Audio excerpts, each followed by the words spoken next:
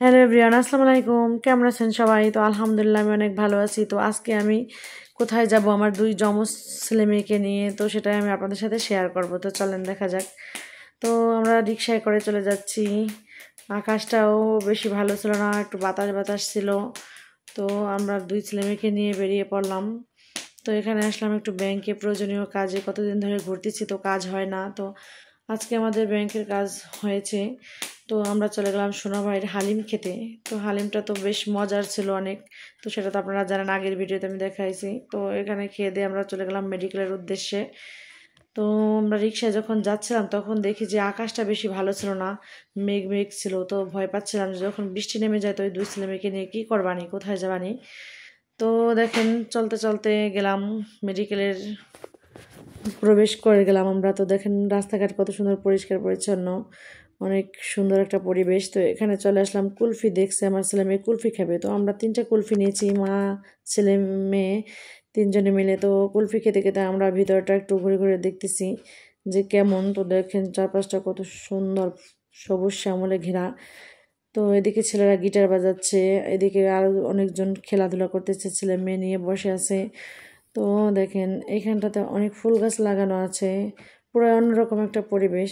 তো অনেক নিরিবিলি পরিবেশ, যাদের মন ভালো থাকে না তারা এখানে আসলে এমনিতেই মন ভালো হয়ে যাবে।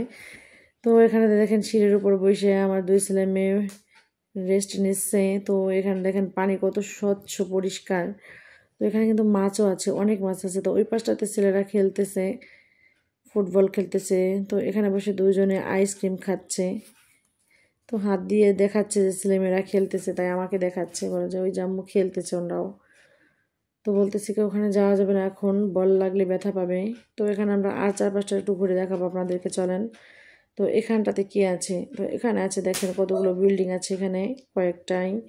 তো এইখানটাতে দেখেন ডাক্তারদের কোয়ার্টার, কয়েকটাই বিল্ডিং আছে বড় বড়। তো এখানে ছেলেমেয়েরা দৌড়চ্ছে, অনেক খুশি তারা, বাইরে বেরোলে অনেক খুশি।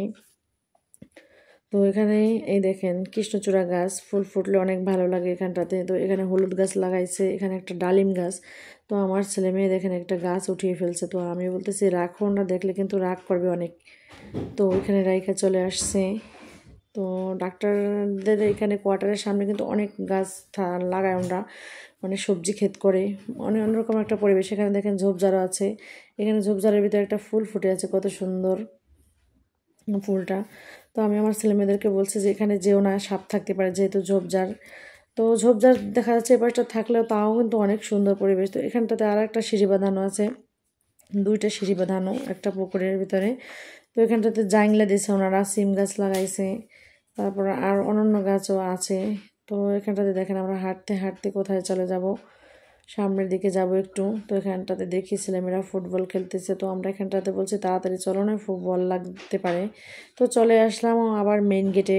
আমার ছেলে এখানটাতে খেলতে পছন্দ করে। তো দেখেন ফুলের কাছে সেলফি তুলতেছে, তো দুই ভাই বোন। তো এখানে এখানে কাশফুল তুলতেছে, দুই ভাই বোন কাশফুল নিয়ে যাবে বাসায়। তো কাশফুল তুলতে তুলতে এখানটাতে এই ভাই বলতেছে তোমরা সব কাশফুল নিও না, মজা করতেছে ওদের সাথে, তাহলে আমরা কি নেব। তো এখানে আবার চলে আসলাম, দেখেন এখানে স্লিপারের মতো আছে, একটু পিছলা পিছলা, এই জন্য এখানেও বসে ওরা স্লিপারে এই যে সরসরি খাচ্ছে। আমরা ছোটোবেলায় যে বলতাম। তো ভালো থাকবেন, আল্লাহ।